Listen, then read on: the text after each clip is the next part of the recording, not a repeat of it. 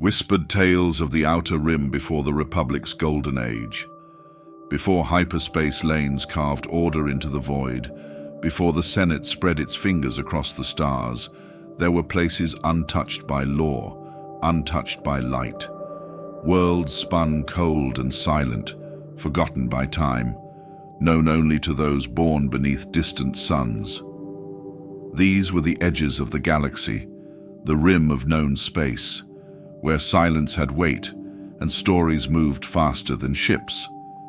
There, in the stillness, they gathered. Clans, armored and weather-worn, shaped not by peace, but by the storm. They were not a single people, not yet. Just scattered warriors who knew the sound of battle before they learned the sound of their own names. Their leaders fought for honor, not empire. Their creed had no doctrine, only instinct. But over the decades, something began to take shape among them. Something harder than steel, older than pride.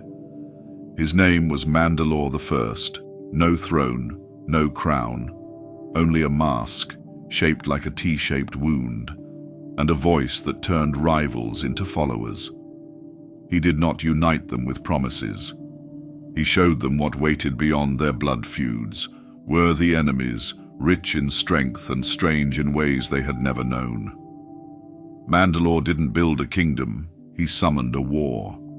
They carved their homes into harsh terrain, planets of ash and salt, wind and rock, cold moons, dust-choked valleys, scorched plains, places where other civilizations would not settle.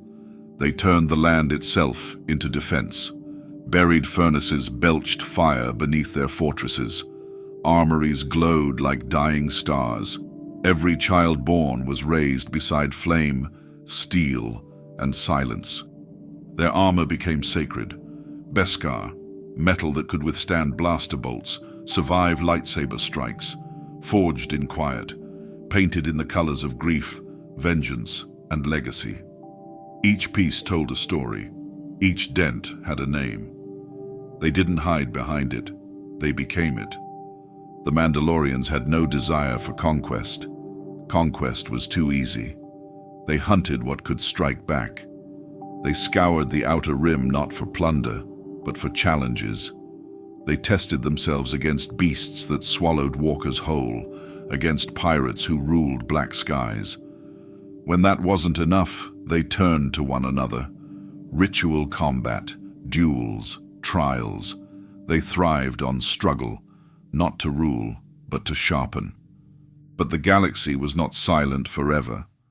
Through the haze of rumor and stardust, stories reached Mandalorian ears.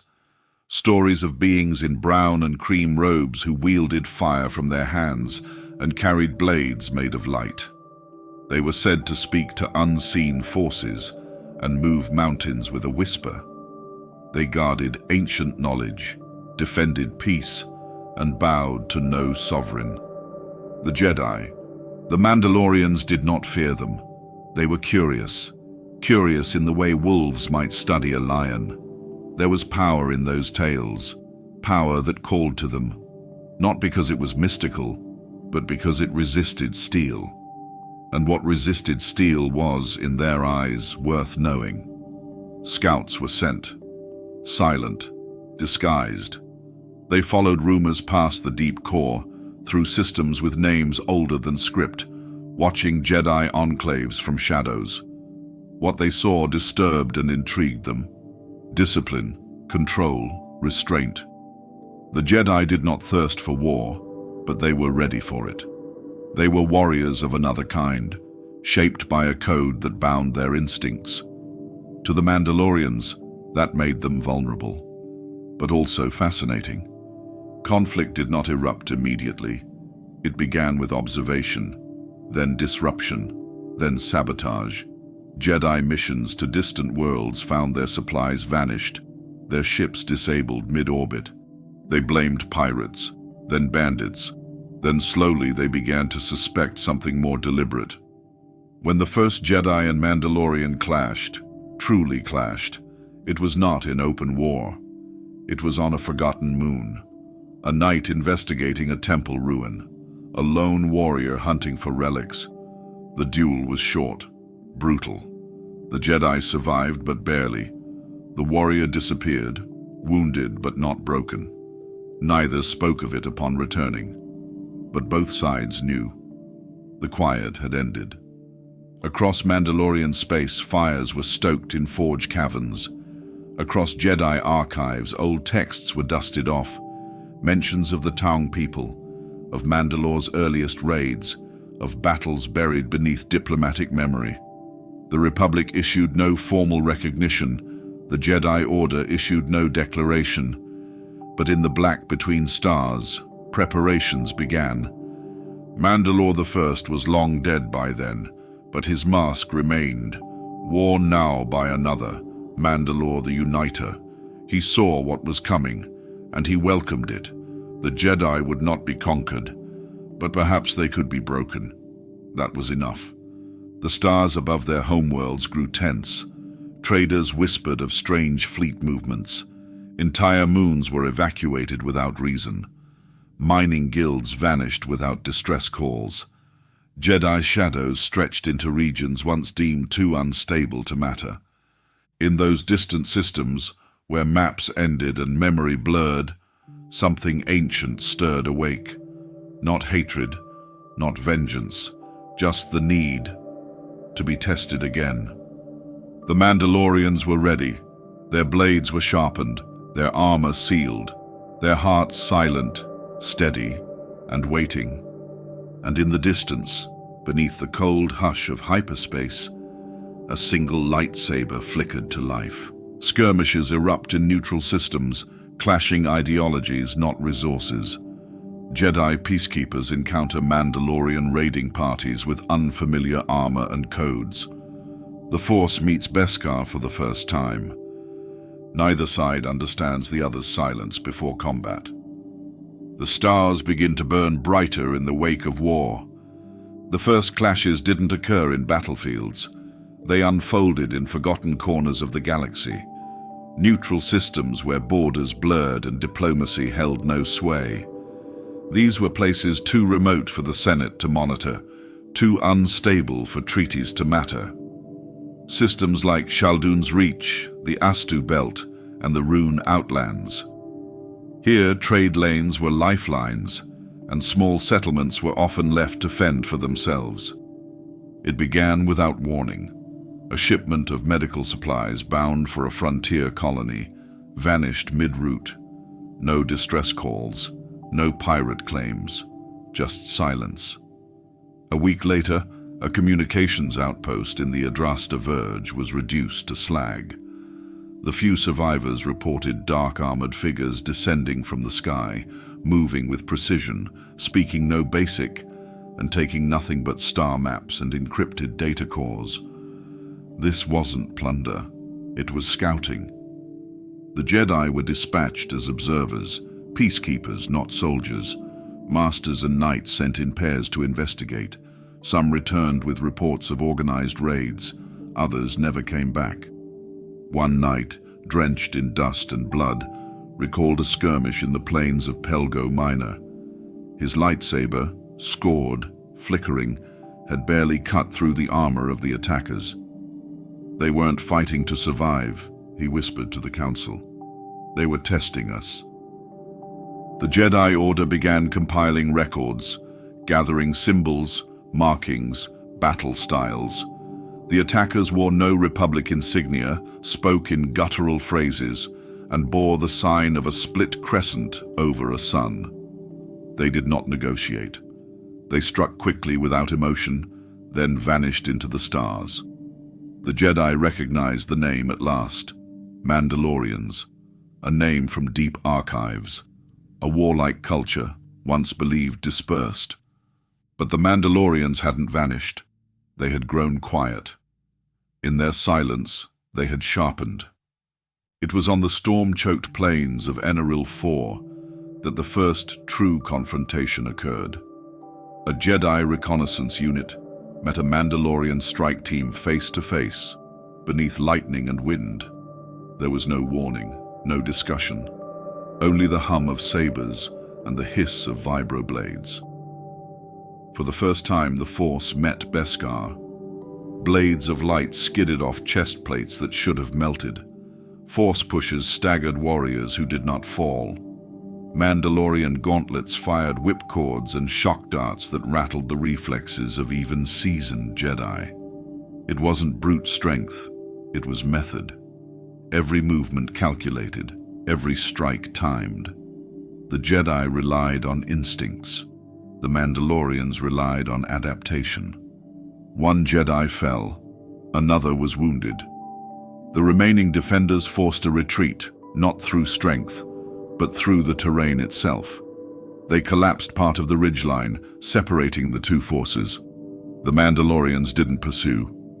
They had learned what they came to learn.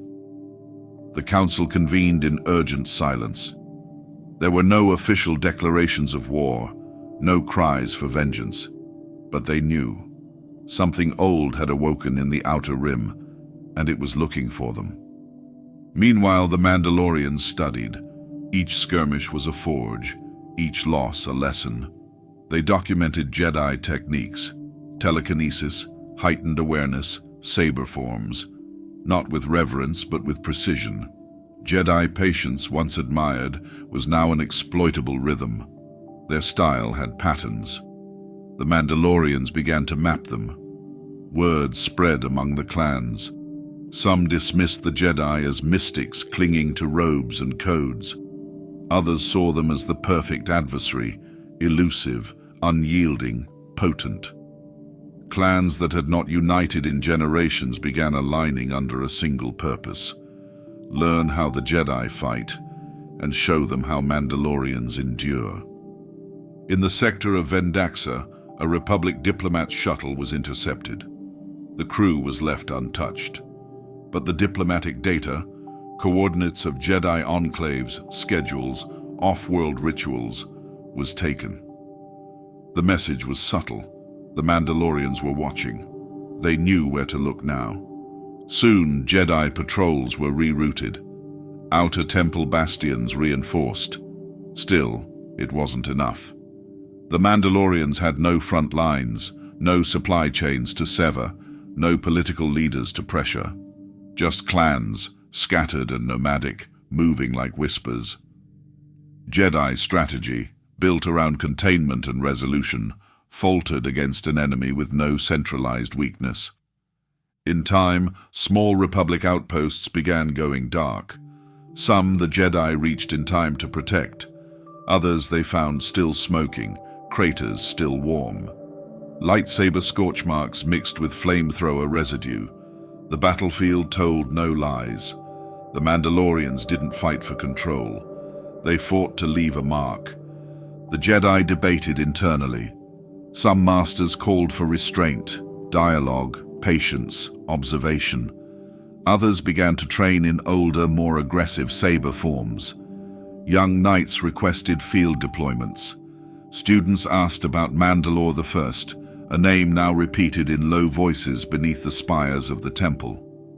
The Order hadn't faced an enemy like this in centuries. The spark had caught. Not a blaze, but an ember that refused to die. It settled in the cracks of the galaxy, waiting for the right breath of wind. Above the world of Sereno, beneath the dying glow of a crimson star, another Jedi scout ship vanished. It would not be the last. A war-torn world becomes the crucible for Mandalorian siegecraft. Jedi defiance turns into strategy. They adapt, but so do the Mandalorians. Force powers unravel against guerrilla warfare and flame projectors. The cost, a fractured surface and a deeper rift between orders. Iridonia was no jewel. It was a fractured world of obsidian cliffs and lightning-raked deserts, home to the Zabrak, fierce, defiant, bred for survival.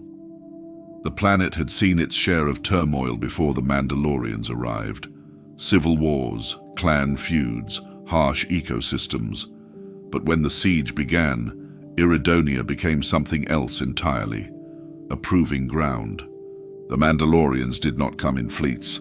They landed in waves, small, precise, coordinated. They did not announce their presence. They simply began. Cities fell into silence one by one. Communication hubs were severed, weather towers sabotaged, supply lines reduced to smoldering trails. The Zabrak resisted, of course. They were no strangers to battle. But the Mandalorians didn't fight in the open. They melted into caverns, ravines, and the shadows of their own destruction. They weren't occupying. They were bleeding the planet dry. The Jedi response was measured, cautious. 4 Masters and 12 Knights were deployed alongside Republic relief units. Their mission was containment and civilian protection. But when they arrived, they found no enemy lines, no fixed positions, only smoke and silence. The Mandalorians had already burrowed deep. Iridonia's surface was deceptive, jagged above, hollow beneath. Natural tunnels crisscrossed beneath the rock, and the Mandalorians adapted quickly. They built subterranean bunkers reinforced with shield plating, deploying mobile flame projectors through vents and fissures. Jedi accustomed to open duels found themselves navigating darkness, dodging mines and pushing through smoke-choked corridors. One night, Tay Relin described it as fighting ghosts in a furnace. His lightsaber burned hot, but the air around him burned hotter. They were trained to sense minds and intentions. But in the tunnels, even the Force felt muffled, shrouded by heat, metal, and shifting walls. Meditation faltered. Reflex gave way to exhaustion. The Mandalorians pressed harder. They used misdirection with brutal efficiency, sound traps that mimicked movement, false transmissions echoing Jedi distress codes, decoy armor mounted on droids. Jedi teams were drawn into ambushes again and again. Even the most skilled masters found their techniques tested. A force push meant little when a Mandalorian jet trooper attacked from above, flanked by incendiary drones from below. But the Jedi were not passive. They began to adapt. They moved in smaller units. They relied less on saber forms and more on environmental manipulation, collapsing tunnels to cut off escape routes, redirecting geysers to flush enemy holdouts, using the natural electromagnetic fields of the planet to disrupt Mandalorian comms. Zabrak natives joined their efforts, guiding them through forgotten crevices and long-sealed escape paths. The order shifted from defense to strategy. Master Varu Tan, an aging Zabrak herself, became the center of resistance in the Northern Hemisphere. Her command outpost, cut directly into a basalt mesa, served as a staging ground for counterattacks. Her calm was unwavering, but even she acknowledged the change. This is not war. This is a hunt, and they want us to feel like prey. For weeks, the siege wore on. Fires spread across plateaus once home to nomadic tribes. Cities became battlegrounds, then ruins, then graves. The Mandalorians didn't seek to control Iridonia.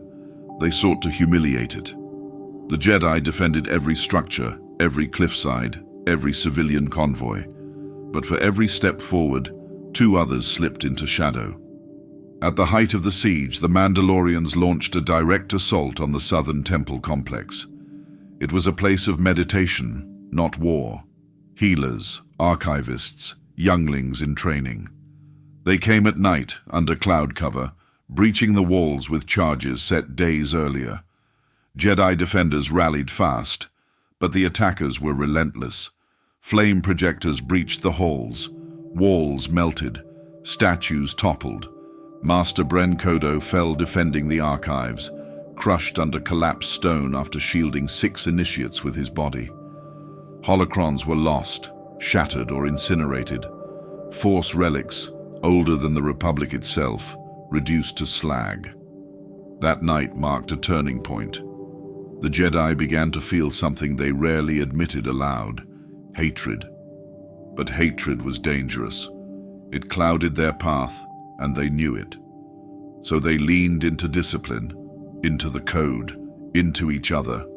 Their unity, shaken, began to harden again, not out of superiority, but necessity. The Mandalorians had not expected that. Eventually, Iridonia stood scarred but unbroken. The Mandalorians withdrew, not defeated but satisfied. They had tested Jedi resolve, measured it, learned from it. They left behind burned cities and bitter memories. The Jedi buried their dead beneath black stone, the names carved with care. But it wasn't just the ground that was fractured.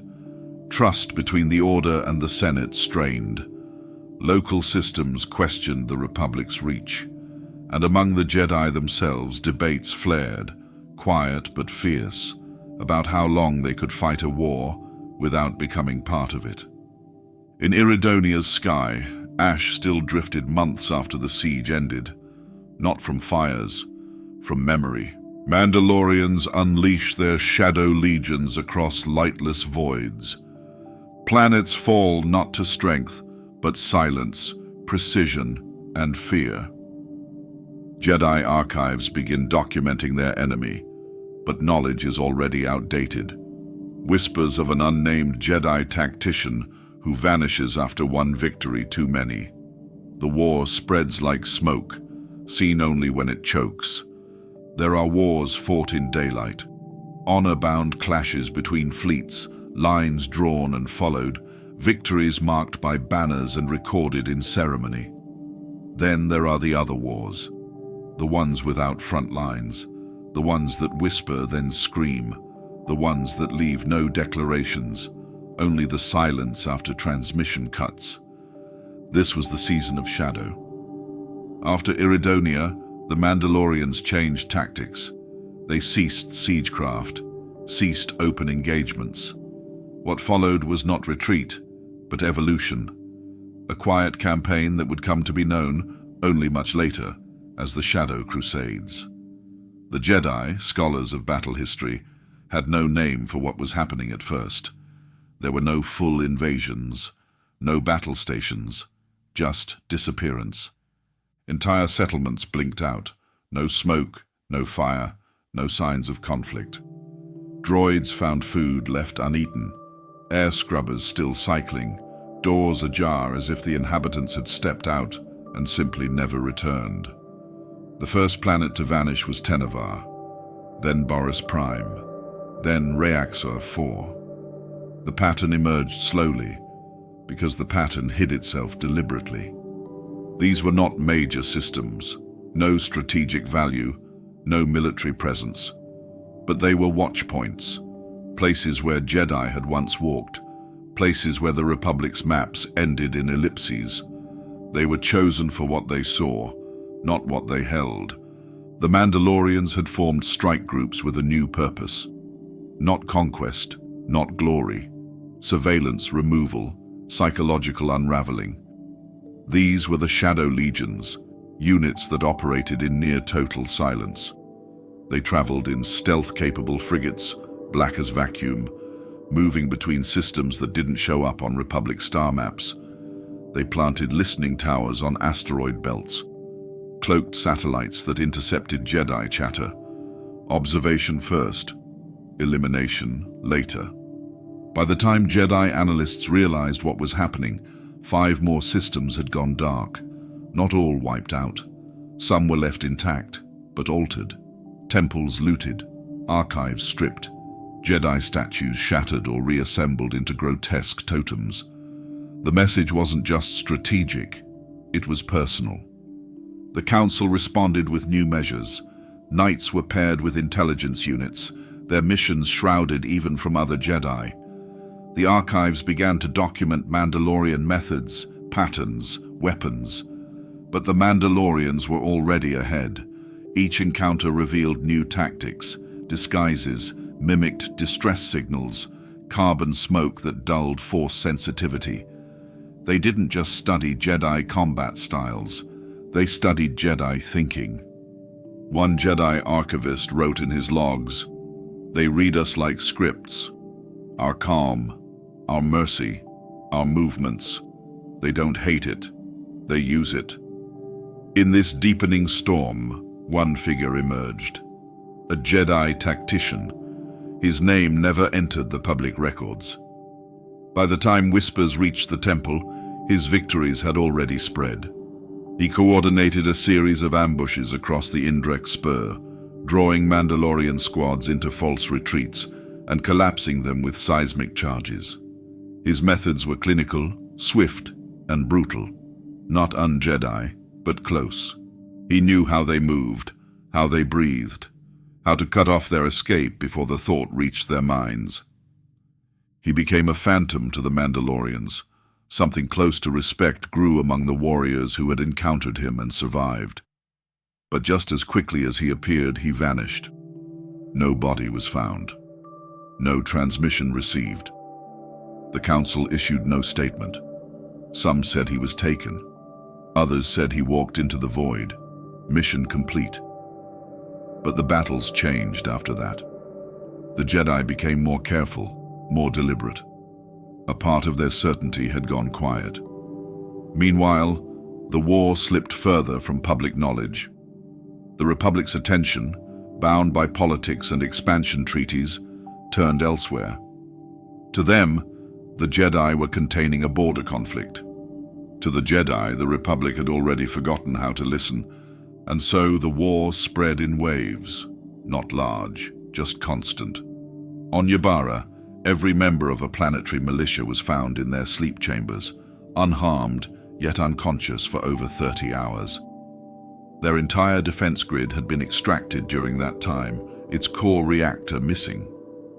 On Dromi Fel, Jedi arrived to find strange sigils scorched into the tundra, Mandalorian clan runes, rearranged into a language the Order didn't recognize. And on Anaxes Minor, a Jedi learner activated his lightsaber for a routine training exercise. It exploded in his hand. The weapon had been subtly tampered with.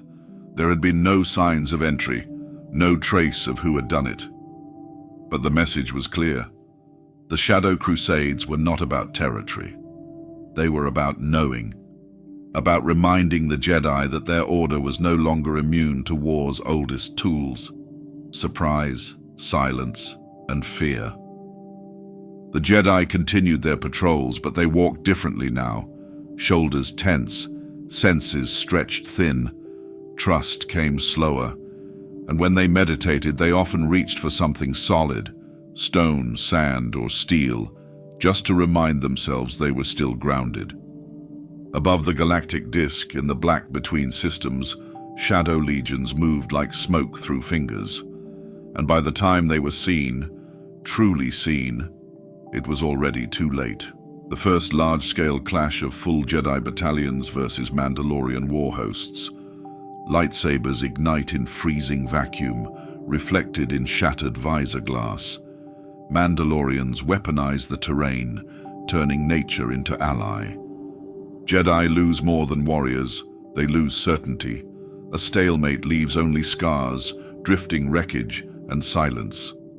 Galidraan's moon was lifeless. No cities, no forests, just fractured stone and glittering ice under an ever-fading star. Its surface cracked under centuries of frost and impact craters, a graveyard of forgotten meteors and metallic whispers. It wasn't a world anyone sought, until the Mandalorians claimed it. They didn't announce their presence. They arrived in phases, silent, deliberate. Ships embedded into the crust like iron scars, tunnels carved with plasma drills, surface bunkers disguised as natural formations. The moon became a fortress, sculpted to their will, not for defense, for challenge. They wanted the Jedi to come, and the Jedi did come. The Order assembled a full deployment, 3 battalions drawn from different enclaves, led by a High Council member and 5 battlefield tacticians. The mission was clear. This would be the first unified strike, a demonstration of the Order's resolve, a message to the galaxy that the Jedi did not fear Mandalorian escalation. From orbit, the landing began. Transport cruisers descended in diamond formation, flanked by atmospheric escorts and shield generators. The moment the landing feet touched soil, the battle began. Not from the front, but from below. Mandalorians burst from ice fissures, firing explosive bolts and thermal charges. Jetpacks carved arcs in the freezing air, targeting Jedi in mid-descent. Shock mines detonated in pre-marked zones. The moon had been rigged for war, and the Jedi had stepped onto a stage already set. Still, they adapted. Lightsabers ignited one after another, blue and green and gold piercing the dim. The crack of ignited plasma met the hiss of frigid wind. Jedi formed defensive circles, coordinating movement through the Force, pushing back against the ambush. They moved in waves, some lifting debris to shield fallen comrades, others leaping into the chaos to drive a wedge between the enemy ranks. But nothing held still. The moon's gravity was uneven, pulsing with magnetic anomalies left over from ancient collisions. The Mandalorians knew every inch of it. They used the terrain as a partner, led Jedi into low-grav traps, where footing failed and jumps carried too far. Some were pushed off ledges with a casual shove. Others were caught in vacuum pockets where airlocks slammed shut and pressure suits failed. One Jedi Knight, Sen Torul, was last seen reaching for his saber mid-fall before he was pulled out of sight into a cavern crack that collapsed moments later. The High Council member, Master Dorek Halrun, remained calm throughout. He anchored the central command near the northern crater ridge, coordinating squads through meditation-linked force relays. Under his leadership they gained ground, slowly, one ravine at a time. A turning point came during the third rotation, as nightfall deepened the cold. The Jedi deployed seismic stabilizers to crack the ice fields where Mandalorian gunships had hidden. The ground split, forcing war hosts into open air. For the first time, the Jedi pressed the advantage, sabers flashing through snow, force waves bending the very wind around them. Mandalorian warriors fell, but they fell on their feet, weapons in hand. A brutal duel unfolded near the moon's pole, Master Halrun versus a Mandalorian commander known only as Vesk. No words were exchanged, only motion. Sparks and frost clashed in silence. Halrun's saber marked Vesk's armor but never pierced it. Vesk's warhammer cracked the Jedi's shoulder, but not his focus. When both were pulled apart by orbital tremors, neither was dead, but neither stood whole again. As the sun crept across the horizon's edge, both sides began to retreat, not from defeat, from exhaustion, from calculation. The Mandalorians pulled back into their buried strongholds, cloaked once more by rock and ice. The Jedi regrouped at their landing sites, recovering wounded, sealing body bags with muted reverence. The battle had no victor, no triumph, just loss. Over 200 Jedi had entered the conflict. 60 would not return. The Mandalorian casualties were higher, by design. They valued death with purpose, and each fallen warrior was already replaced by the next who had watched, learned, and sharpened for the next assault. After the conflict, the Jedi removed nothing from the moon. No prisoners, no banners, just data logs, fractured equipment, and one broken lightsaber hilt recovered from the snow. In the council chamber, silence lingered longer than usual. Not from fear, but from something deeper. A recognition. This war would not end with declarations, or negotiations, or a single overwhelming blow. It would continue, in ice, in shadow, in places the light struggled to reach, and Galidraan's moon remained, unclaimed, scarred, silent. Mandalorians forged new tactics from defeat, honor redefined through adaptation. Jetpacks, flame gauntlets, and anti-force tech rise from Mandal Motors laboratories. Jedi struggle with internal dogma, how to fight warriors who do not yield to persuasion or peace. The council divides quietly. Not all Jedi agree on the path forward. Galidraan's moon had not been a failure. It had been an education. Losses were studied, not mourned. On the return to Mandalorian space, the survivors met not with blame, but with architects, armorers, and warsmiths. In the caverns beneath the capital moons, warriors removed their helmets not for grief, but for re-engineering. They laid out scorched plates, shattered gauntlets, disrupted visors. Every mark was analyzed, every weakness dissected. Mandalore the Uniter decreed, no warrior would wear the same armor twice. To fall and rise in the same shell was stagnation. What endured must evolve. From this came the reforging. Workshops under Mandal Motors, once known for starfighter hulls and orbital construction, shifted their focus. Not to build fleets, to build solutions. Force-resistant shielding, anti-gravity mobility, modular systems designed to change mid-combat, jetpacks refined for quiet thrust, gauntlets enhanced with short-range flamethrowers, and liquid taint dispersers to confuse Jedi senses. Every loss was poured into the mold of something sharper, and then came the null blades. Forged with obsidian-flecked cortosis, these were not meant to kill Jedi, but to disrupt them. A single strike could short out a saber for moments long enough for a second warrior to deliver a blow. The Jedi had always fought under the assumption that their sabers defined the rules.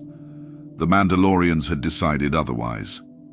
In subterranean war halls, hollow recordings of Jedi movements were slowed to fractions. Padawan footwork analyzed, master parries dissected. From this came counterforms, unorthodox, aggressive, deliberately chaotic.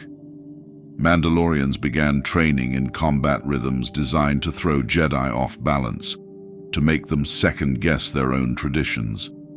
None of this was seen as dishonor. For the Mandalorians, adaptation was survival. Honor was not in rigidity.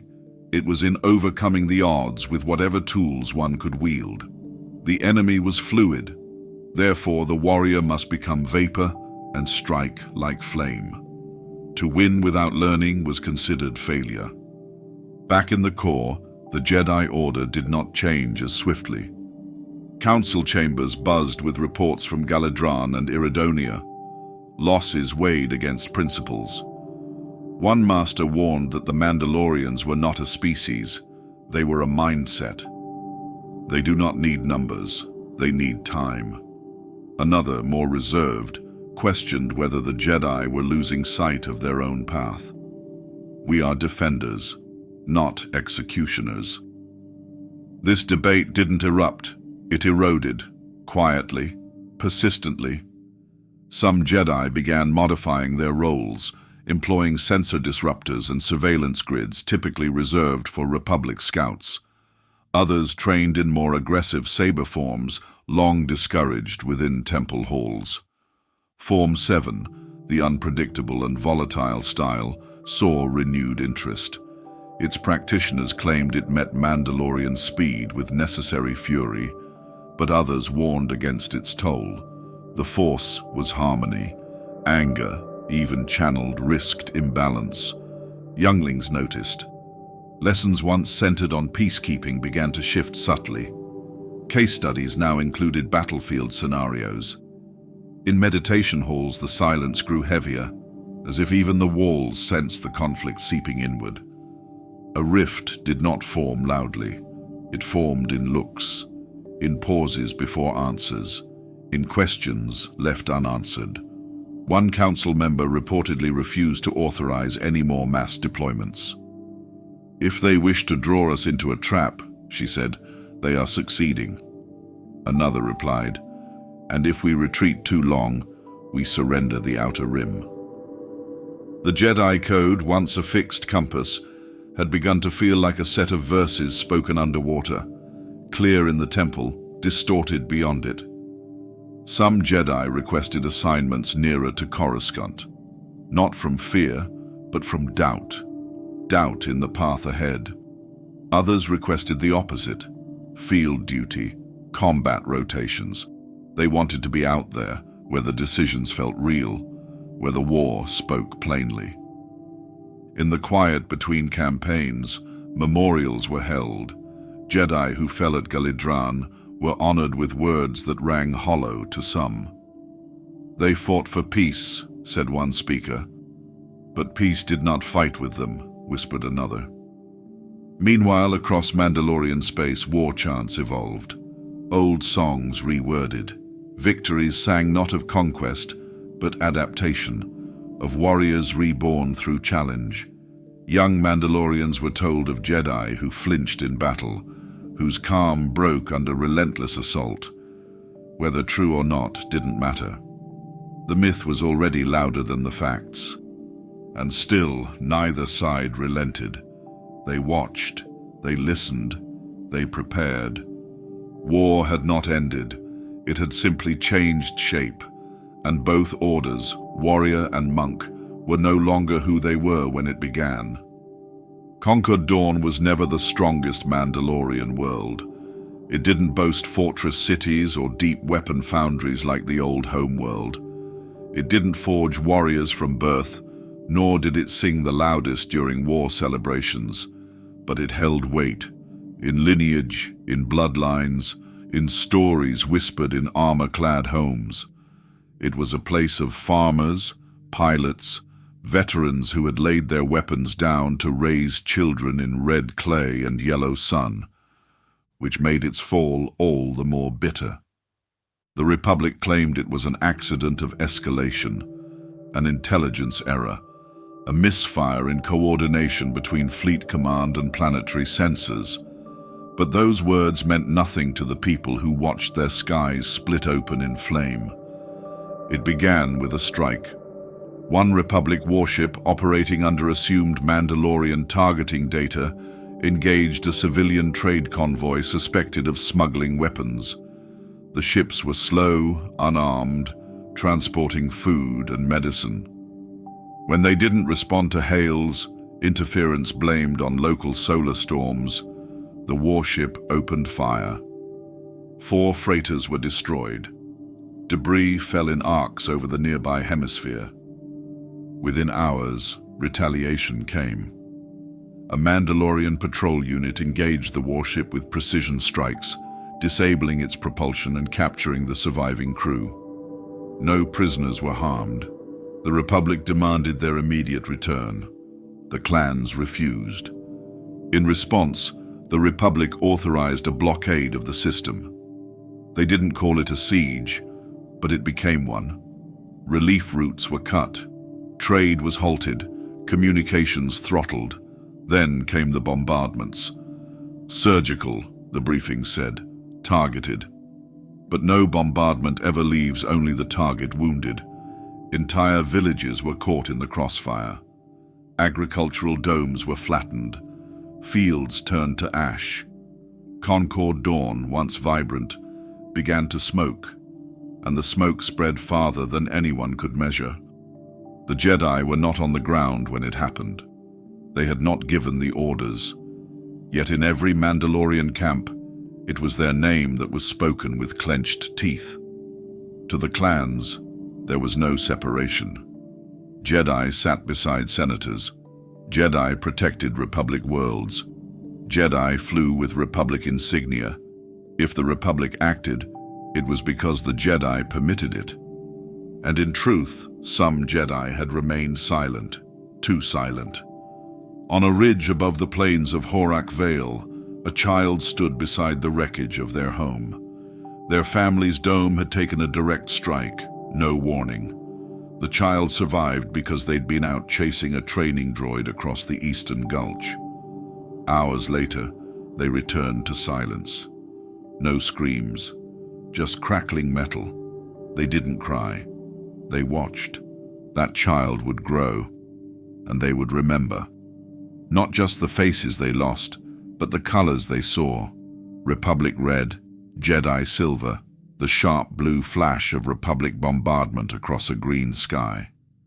They would carry those colors behind their eyes until the end of their life. They would become Mandalore, and the fire would never leave them. Back in the core, news of Concord Dawn's devastation reached the Council in fragmented dispatches. Some masters demanded immediate intervention. Others cautioned neutrality, fearing that further Jedi involvement would deepen the perception of guilt. The Council debated through layers of unease, bound by duty, paralyzed by politics. A decision was eventually reached. Offer mediation, send envoys, restore balance. But the Mandalorians did not answer. They didn't want balance. They wanted memory honored, and blood answered with blood. Within weeks, new symbols emerged across Mandalorian armor. The sigil of Concord Dawn, a rising moon over twin blades, was etched beside clan emblems, not as mourning, as promise. War songs were rewritten. Young warriors recited new verses before battle, swearing oaths to the fallen of Dawn. Mandalorian raids intensified, not larger, but sharper. They no longer struck only at Jedi operations. They began targeting Republic diplomatic lines, relief convoys, even neutral systems aligned with the Senate. The rules had shifted. This was no longer strategy. This was response, personal, charged, relentless. The Jedi found themselves boxed in. To stay neutral was to be complicit. To act was to be blamed. They issued statements, dispatched investigators, offered aid. None of it mattered. The Mandalorians had made their decision. The Jedi would answer for Concord Dawn. Even within the Order, the incident left scars. Younger knights questioned the Republic's motives. Some whispered that Jedi had become shields for an empire too blind to see its own reflection. Others doubled down, reaffirming their loyalty to the Council. But no one left that debate unchanged. From the ashes of a quiet farming world, the war gained a new rhythm, no longer dictated by councils or codes, but by memory and grief, and the way a child looks at fire and decides to become it. A rare armistice, fleeting, uneasy. Both sides recover, reforge, remember. A group of Jedi attempt diplomacy, only one returns. Mandalorians construct monuments not to victory, but to the warriors who never kneeled.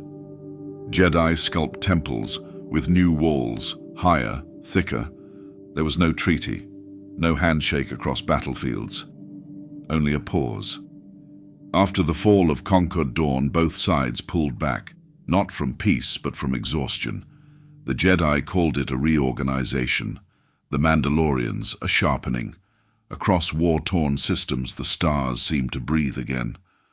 Merchant routes reopened cautiously. Frontier stations flickered back to life, but no one believed the quiet would last. This was not peace. It was the eye of a storm. The Jedi used the silence to retreat into thought. On Ossus, within the crystalline chambers of the Great Library, masters gathered for reflection. They revised battle doctrines, updated archival entries with the names of the fallen, and debated in whispers behind temple walls. Some believed the Force had guided the lull. Others called it a trap in slow motion. Temples across the Outer Rim were fortified. Meditation halls were reinforced with Frick support beams. Observation towers grew taller, not for beauty, but for warning. Initiates trained under harsher regimes. Lightsaber forms once reserved for rare duels were introduced to Padawan drills. The air within the Order grew heavier. Even silence felt rehearsed. Still, hope found a crack. In the shadow of the broken moon of Var, 5 Jedi set out, envoys, not warriors. Their purpose was diplomacy. The Council selected them with care. No firebrands, no idealists, only calm, experienced minds. They carried no war maps, only words. The Mandalorians did not answer the invitation, but neither did they strike the vessel from orbit. It was enough. They landed on a bare plateau near the ruins of an old Mandalorian stronghold, abandoned since the earliest Crusades. The wind there didn't howl, it rasped, carried with it a dry, metallic scent. For 3 days, the Jedi waited. On the 4th, they were met. A single Mandalorian entered the camp. No escort, no armor. A simple tunic, worn at the sleeves. His voice was low, his tone even. He asked them to walk. They did, over cracked stone, past the remnants of training circles marked by faded clan symbols. He spoke little, and they asked less. When they returned to the camp, he left behind a message carved into iron. It read, "Honor stands when the war rests." Only one Jedi returned to Ossus. The others stayed behind, by choice or by consequence no one could say. The survivor never revealed what passed in those final hours, only that they'd been treated not as enemies, but as guests of warriors who remembered every face they'd lost. Far across Mandalorian space, the forge world of Harkund roared back to life. But it did not ring with preparation for battle. Instead, warsmiths and clan shapers began crafting monuments, not to victory, to resilience. Walls lined with engraved plates, each bearing the name of a fallen warrior, not just from the current war, but from centuries past. Some bore no names at all, only the sigil of the clan they served. These were the nameless dead, warriors whose sacrifice was known only to the battlefield. Atop one mesa, a statue was raised, not tall, not grand, but enduring. A warrior without a weapon, kneeling beside the remains of their opponent, not in defeat, in recognition. A ritual of remembrance, not conquest. Fires were lit at its base each night and clans told stories, not of how battles were won, but of how warriors were changed by them. Still, for every act of reflection, there remained bitterness. Children who had grown up beneath bombardment now sparred harder, faster. They asked not how to avoid the Jedi, but how to pierce their calm. Weaponsmiths engineered new armor variants tailored specifically to resist force-assisted strikes. Entire battle groups began training blindfolded, simulating combat without sight or sound, preparing for encounters where the Force could mislead. Even in armistice, preparation thrived, and the Jedi too learned. They built higher walls not to shield from fire, but from doubt. The temples became quieter, not with peace, but with watchfulness. Statues of past Jedi Masters were moved indoors. Vulnerable, said some. Too open. Even stone could be broken now. One Padawan whispered during a training session, "We're building fortresses inside ourselves." Her master did not disagree. This was not the end of war. It was a breath between sentences, a brief stillness before the next motion. Neither side claimed ground nor offered surrender, but both remembered, both reforged, and in the silence between strategy and story, they prepared.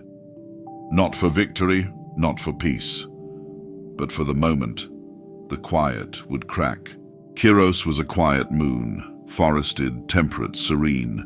It orbited a pale white gas giant and floated far from major lanes, unremarkable to most, but chosen carefully by the Jedi for precisely that reason. A place of healing, meditation, study. The enclave built there was small, just over 20 Jedi in residence, most of them teachers, healers, and initiates not yet ready for the front lines. They didn't keep heavy defenses. They didn't expect an attack. And when the sun rose after the longest night in Kiros' brief history, there was no one left to explain what had happened. The distress beacon activated automatically at dawn. The signal reached the Ossus outpost 3 hours later. No message, just an alert. Standard procedure, no urgency.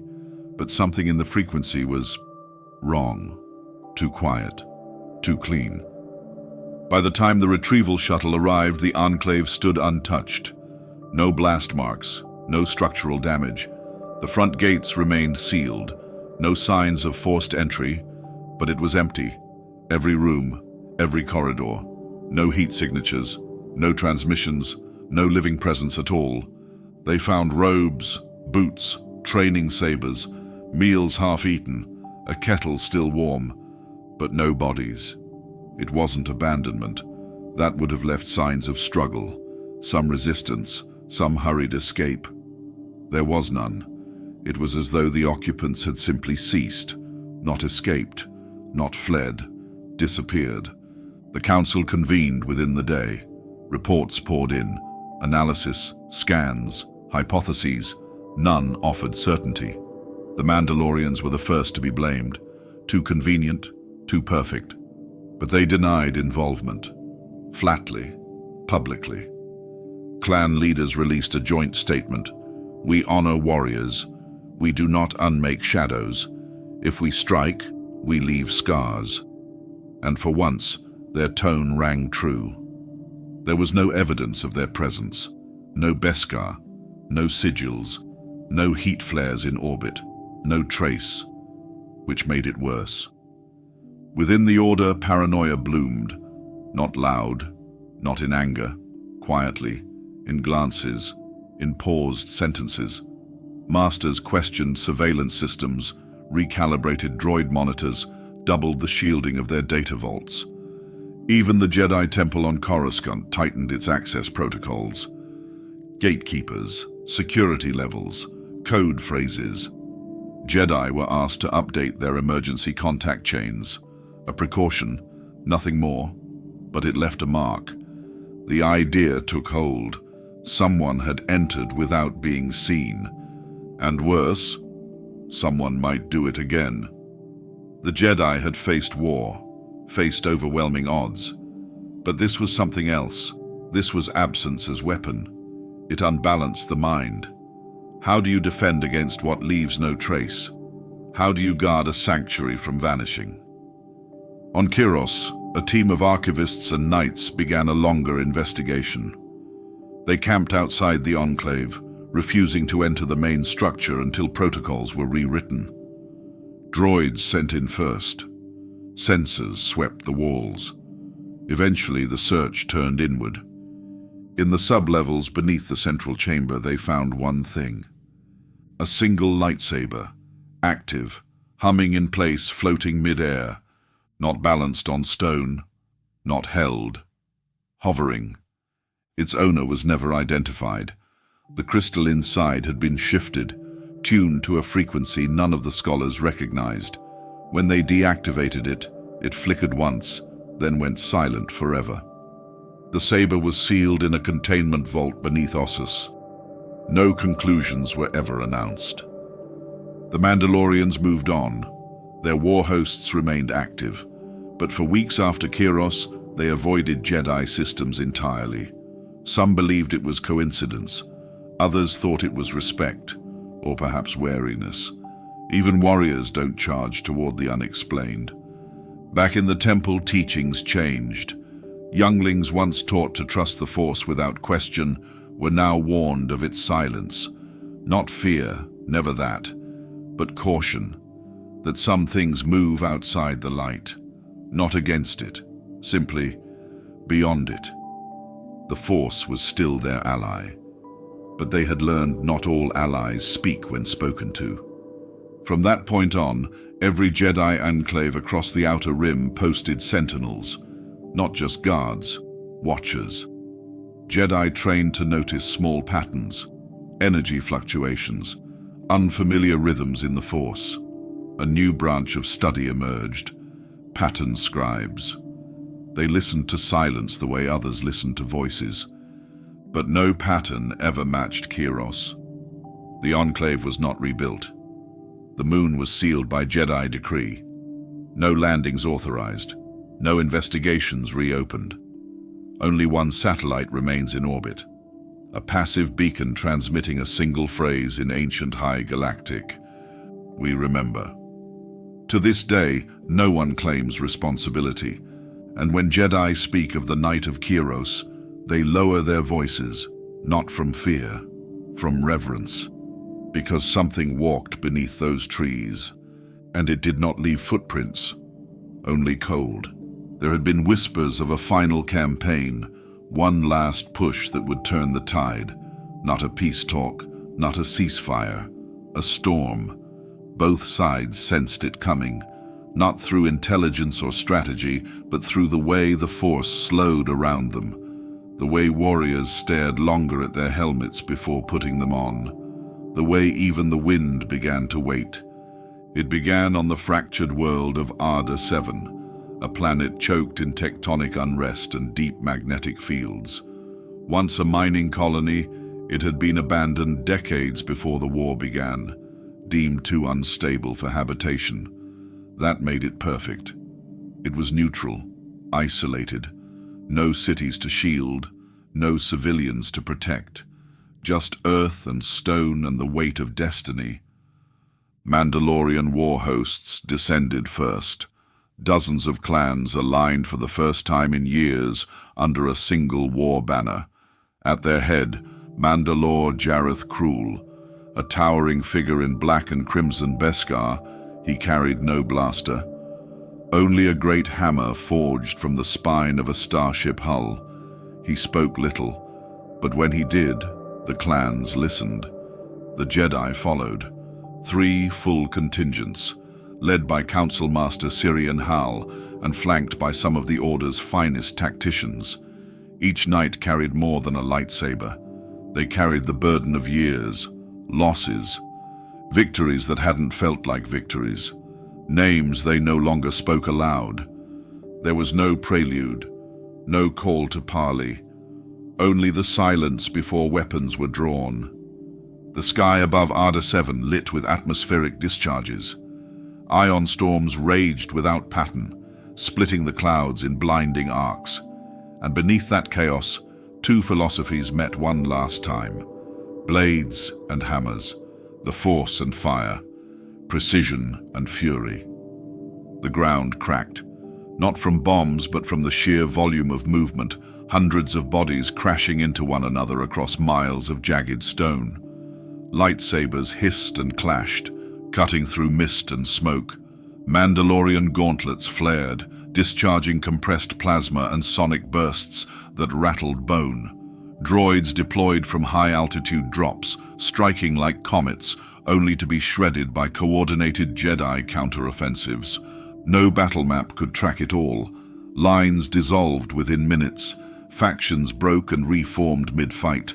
Jedi fought beside strangers. Mandalorians bled beside rivals. Rank meant nothing. Only motion mattered. Survive, move, strike, breathe. Names were lost almost immediately. The fighting blurred identities. You didn't see the color of a clan, the rank of a master. You saw motion and tried to keep it from stopping your heart. And still, neither side broke. Mandalore-Jareth Krul faced Master Hal beneath the shadow of a ruptured mesa. Neither had backup. Their duel lasted nearly an hour. Not because they held back, but because they understood one another perfectly. Each move countered not by reflex, but recognition. When Jareth finally fell, it wasn't to a saber. It was the collapse of the ground beneath his feet. The planet itself seemed to choose the ending. The crater swallowed him. His warhammer still burned when it vanished into the depths. Master Hal didn't live to report it. A poisoned blade had cut his side earlier in the battle. He'd ignored it. Too much depended on that last stand. He died kneeling, watching the void close over his opponent. Elsewhere, a Jedi temple off-world flickered. The beacon of Cirrus IV, a remote sanctuary for archives and initiates, went dark. No ships approached, no weapons fired. But when communications resumed hours later, the great dome was cracked. Holocrons shattered. A knowledge vault lost forever.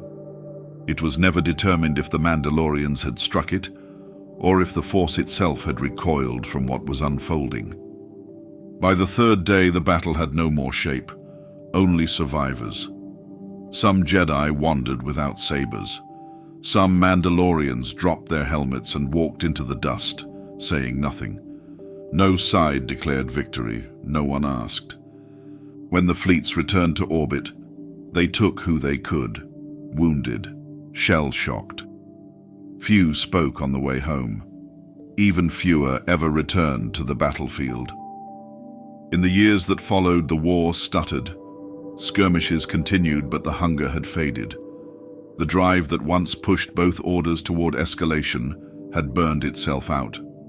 Something had broken on Arda 7, not just bodies, something older, something in the will of both sides. The Jedi rebuilt, slowly, thoughtfully. The Council became more guarded, less public. Their reach shortened, not from weakness, but from the wisdom of loss. The Mandalorians returned to their moons. Some clans dissolved, others hardened, forging new codes in the memory of the dead. Jareth Cruel's name was never claimed by another. His mask was never found, and the galaxy moved on. Trade resumed. Stars turned. But in the outer regions, where Arda 7 still drifted in silence, ships rarely passed. They say the planet still shakes, not from fault lines, from memory. Vizsla's name is not often spoken aloud. It does not belong to peace or war, nor does it fit cleanly into the lines of Jedi record or Mandalorian saga. His story floats between archives and fireside chants, half remembered, half denied, never fully accepted by either side. But it begins, like most such stories, with a child. Born during the final embers of conflict, Tara came into a galaxy split by silence. His clan had fought, some said too fiercely, on worlds now abandoned. His parents, warriors by right, vanished when he was still small. Some say they died in battle. Others claim they handed him over willingly. The truth, like most things surrounding Tara, is blurred. He was discovered by a Jedi Knight on the rain-slicked plateaus of Concordia, alone, but not afraid. The Force pulsed around him, not wild, but watchful. There was no test, no negotiation. The Knight took him to the temple and the Council accepted him. He was raised beneath spires instead of stars, fed on code and calm, taught to silence what stirred inside him. But the stirrings never faded. Tara did not fight the training. He excelled in it. He memorized the forms. He recited the code before others could read it aloud. His lightsaber technique was refined, decisive, never wasted. His meditation lasted longer than the masters required. His silence, though, was different. It wasn't discipline, it was distance. He never quite belonged. The robes never felt like his. He wore them, but never with ease. He listened, but never echoed what was spoken. He followed the Jedi path, but somewhere, quietly, he followed another as well. Something in his blood called him backward, even as the Order pulled him forward. In the archives, he studied more than Jedi history. He asked questions about Mandalore, about armor, about weapons, about war. Some masters indulged his curiosity, others warned him of attachment. "The past is a weight, Padawan," one said. Tara had only nodded. But he did not forget. When he built his first lightsaber, he did not follow the usual patterns. He asked for a separate forge, a place beneath the temple where few ventured, a room where stone walls cracked with age and the Force hummed in a lower register. There he crafted something new, a blade not of vibrant hue, but black, a flat, angular flame that bent light and shadow both. It pulsed differently, reacted to emotion. It demanded intention with every swing. He called it nothing. Others named it the Darksaber. When he emerged, blade in hand, some recoiled, others watched in awe. The Council allowed it, though not without hesitation. They sensed balance in him, but also an edge too sharp to dull. Still, he passed his trials, knighted, assigned, trusted, sent into regions others refused. He resolved disputes, led missions, saved lives. His saber sang across a dozen sectors, earning respect even from Jedi who rarely praised. But Tare remained distant, not unkind, not arrogant, just apart. He began spending more time alone, requesting assignments farther from the core, often to worlds once touched by Mandalorians, places the Jedi overlooked, places Tare called wounds. On one such world he disappeared for 6 months. When he returned, he spoke little of what he had seen, but his armor had changed. Beneath the robes he wore Beskar, not as rebellion, but remembrance.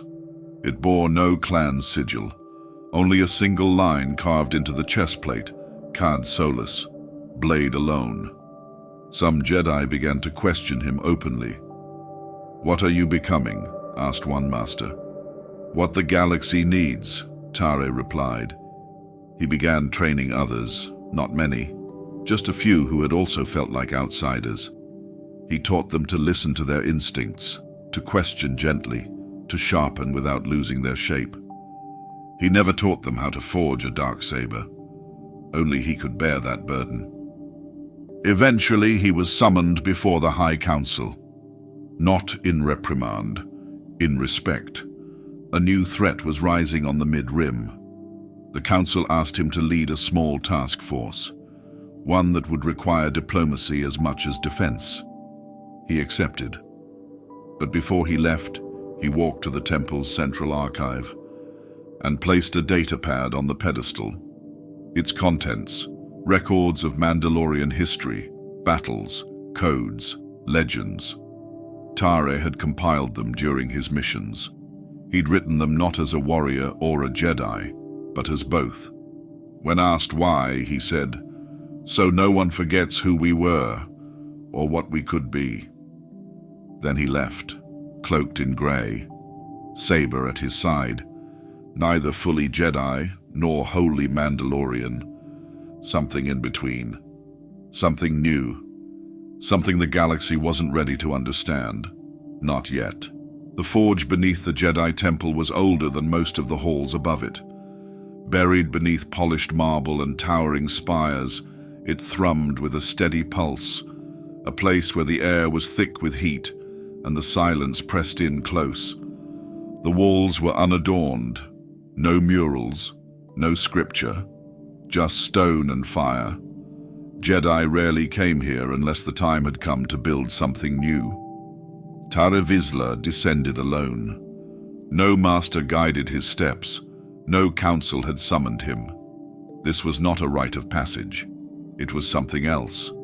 A pull from within that had grown louder with every passing year. He had studied the Jedi, honored their code. He had followed their path through war zones and ruins, across battlefields and peace treaties. And yet, something still remained unresolved. Not broken, unspoken. He stood in silence for hours before beginning. His Kyber crystal, found during a solitary trek through a force-drenched cave in the outer rim, waited on the anvil. It did not glow, it pulsed, slow, deep. Its hue was not the blue of guardians or the green of wisdom. It was something darker, more ancient. The crystal had chosen him, but it was not gentle in doing so. Tare did not fear it. He began his work. The materials he selected were non-traditional, fractured alloys from fallen ships, fragments of Mandalorian plating passed down from forgotten skirmishes, dust from Concordia's surface, even slivers of obsidian glass recovered from a scorched world that no longer bore a name. None of it was typical. All of it was deliberate. He shaped the hilt by hand, etched his clan's ancient phrase on the inside of the emitter casing, hidden from view. Verd Orisha Beskargam. A warrior is more than armor. The construction took 3 days. He spoke to no one, ate little, slept less. When the saber first activated, the room darkened, not from power loss, but from presence. The blade did not shine, it consumed. Its edge glowed faintly, trimmed in white, but the core was flat and black, as if the night itself had been drawn into shape.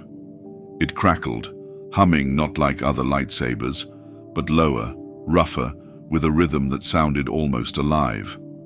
It resisted his hand for a moment, then settled. It was not an extension of him. It was a counterpart. News spread quickly. Apprentices whispered in the halls.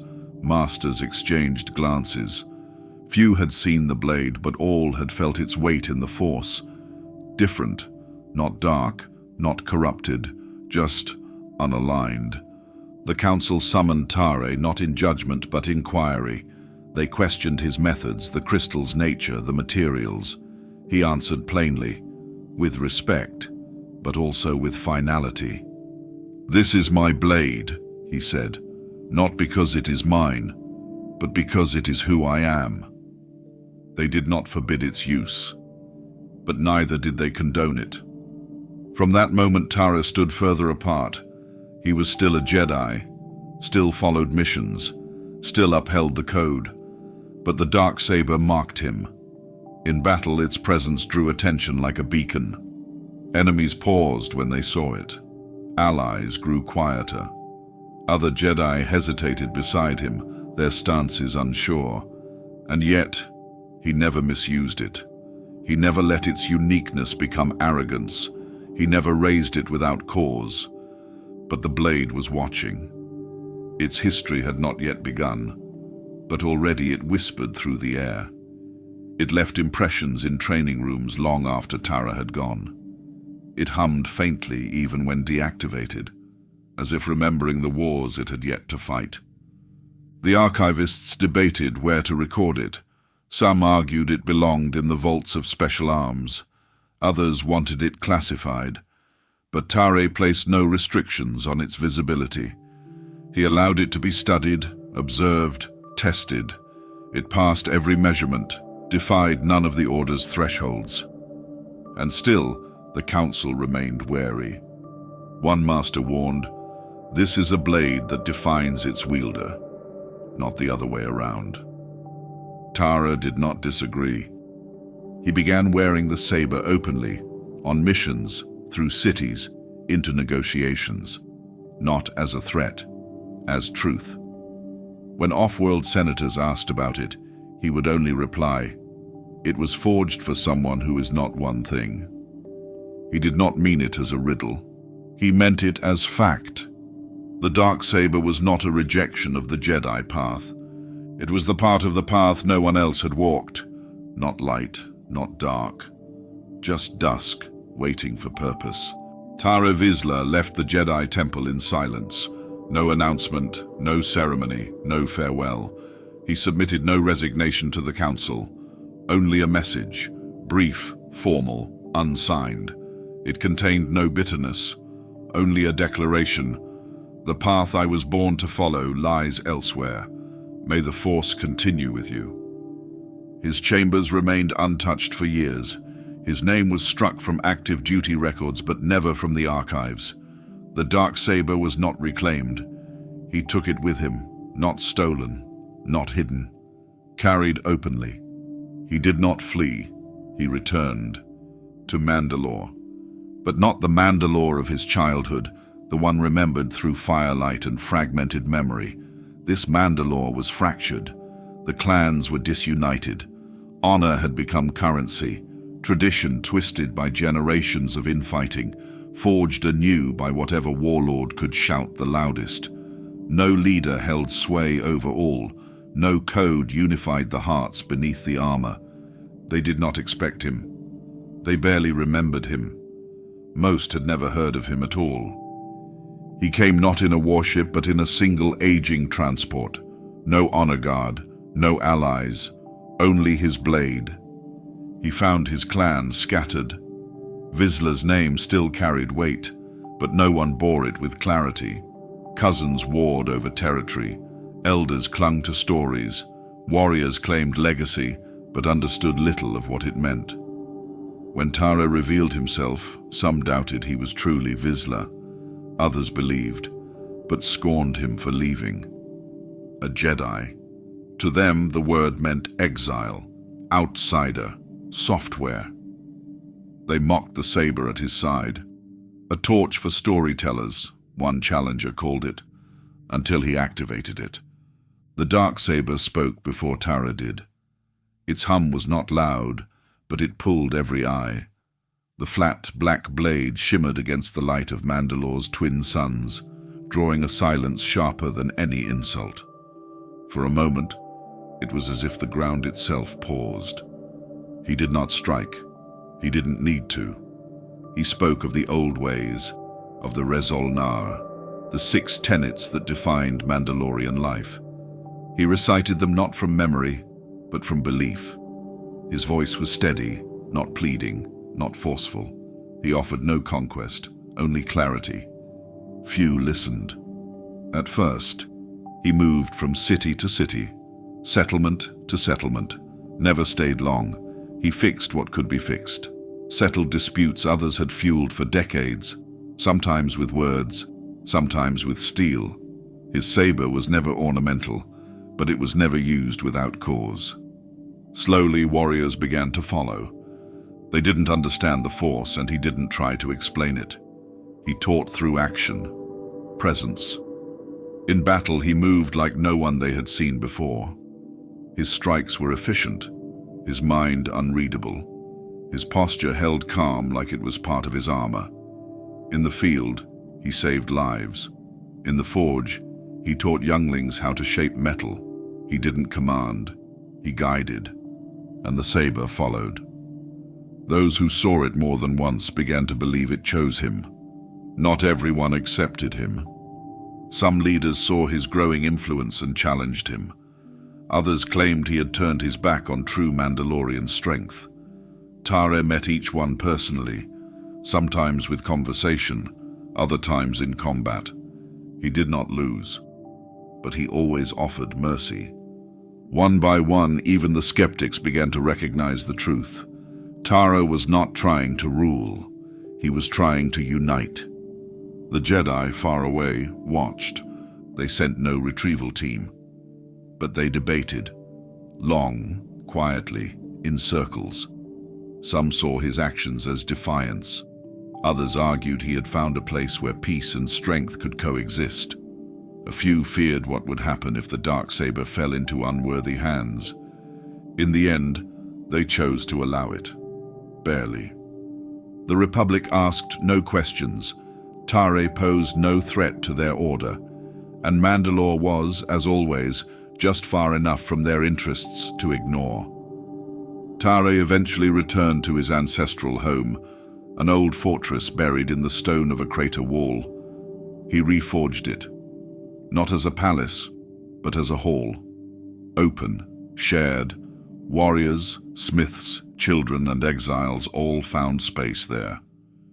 Above its entrance he carved no emblem.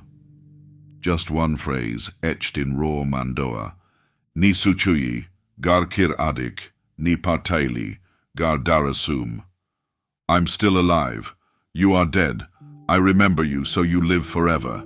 And above that, embedded in the stone, was a torch bracket.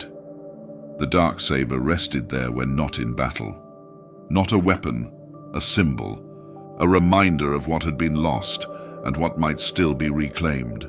Tare unites fractious clans with wisdom, not fire. But he is still a warrior. He leads battles that end swiftly, decisively. The Darksaber becomes a symbol of Mandalore's divine right. Whispers begin that the blade listens. The clans had never been ruled, only led, and only briefly. What passed for unity among Mandalorians often came from shared enemies, not shared vision. Alliances were temporary, loyalties conditional. But Tara Vizsla didn't bring fire. He brought quiet. He didn't command the clans through fear. He didn't bribe them with territory. He arrived at each stronghold with no escort, only his saber and his silence. He listened before he spoke. He observed long before he acted. And when he did speak, it wasn't in rallying cries or doctrine. It was in truths few wanted to say aloud. You fight one another because it's easier than facing what's gone. They called him outsider, Jedi, pretender, but the insults didn't hold. Not once they saw what he did. In the southern deserts of Runar, he ended a blood feud 3 generations deep by offering both sides a new forge, built from materials scavenged during one of his earliest battles. You both broke each other, he said. You may as well rebuild together. In the polar reaches of Jebur, he challenged a warlord in single combat. The terms were simple: no armor, no force, no saber, just hands and instinct. He didn't win by strength. He won by letting the other man exhaust himself. When the warlord collapsed, Tare carried him back into the hall himself. He earned not submission, but respect. Still, there were battles. When needed, he led without hesitation. He didn't revel in war, but he understood its rhythm. And when the clans followed him into the field, they returned stunned, not by his power, but his clarity. He never shouted, never panicked. He gave few orders, but each one struck like a vibro blade to the heart of the enemy. His victories were swift, decisive, surgical, and always the Darksaber led the charge. It moved like no other weapon, not just through flesh and steel, but through memory. Enemies who had once mocked it faltered at its sound. Mandalorians who doubted Tare's claim to legacy began to murmur that the blade wasn't just his to wield. It had chosen him. And soon, those whispers deepened. Some began to say the saber had moods, that it hummed differently depending on its wielder's conviction, that it grew heavier in the hands of cowards, that when Tare was at peace, the blade was still. But when he doubted, when his thoughts strayed from the path, it sparked unpredictably, like a flame biting its own wick. They called it superstition, and yet no one else dared to wield it. Tare did not encourage the myths. He never claimed the blade spoke. He never claimed it granted authority, but he did not deny what it represented. He stood in front of the united clans of Mandalore and made no apology for where he'd come from. I am not only Mandalorian, I am not only Jedi, I am what we might become. Not everyone knelt, but enough did. The title of Mandalore had lain dormant for decades, used sparingly, claimed often, honored rarely. Tare accepted it with no ceremony, no coronation. He merely stood, saber lit, in the hall of iron flame as the clans bore witness. From that day, the Darksaber was no longer a curiosity. It was symbol, standard, flame and shadow bound into form. It was placed in his throne's mantle when he wasn't carrying it, not as an ornament, as a promise. And it was said that when someone entered the hall with ill intent, the saber flickered just once. Tare's reign did not last forever, but during its height, Mandalore saw a kind of unity it hadn't known since myth. Not imposed, not enforced, chosen. He ruled without building an empire. He ruled by reminding his people who they had once been and what they could be again. And always, at his side, the Darksaber. Waiting, watching, listening. Tare Vizsla did not die in battle. No blade found his heart. No poison reached his cup. No enemy outmatched him beneath twin suns. He died as he lived, deliberate, silent, unshaken. Alone in the solar chamber of his mountain keep, beneath a stained glass ceiling that caught Mandalore's dusk and scattered it across stone walls. He left no final words, no edict, no farewell. When his attendants entered the chamber the next morning, they found him seated cross-legged, eyes closed, one hand resting on the hilt of the Darksaber, not gripping it, just touching, as if he'd been mid-thought and followed it all the way into whatever came next. His body was untouched by time or illness. There was no sign of distress, no violence, only stillness. The clans gathered within hours. Even those who had once defied his rule stood in solemn lines along the fortress corridors. His armor was placed on a pyre carved from Beskar and ironwood, but the Darksaber was not burned with him.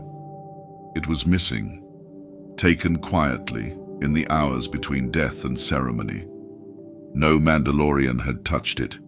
No one had seen it leave. But when the sun set, word came from the core. The Jedi had it.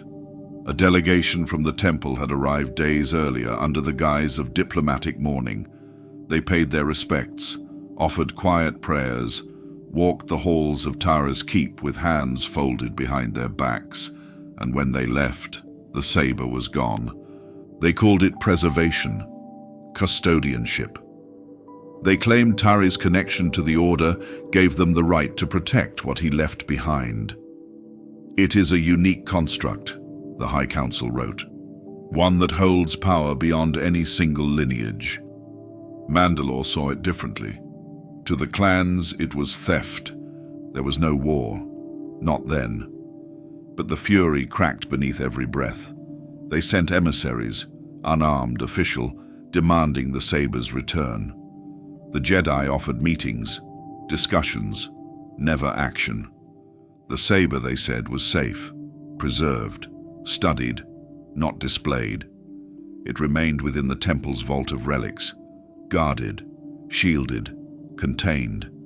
They didn't understand what it meant. To Mandalorians, it wasn't a weapon.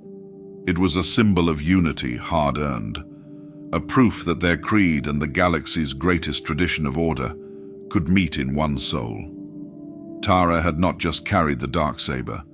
He had forged it from what the galaxy told him could not be merged.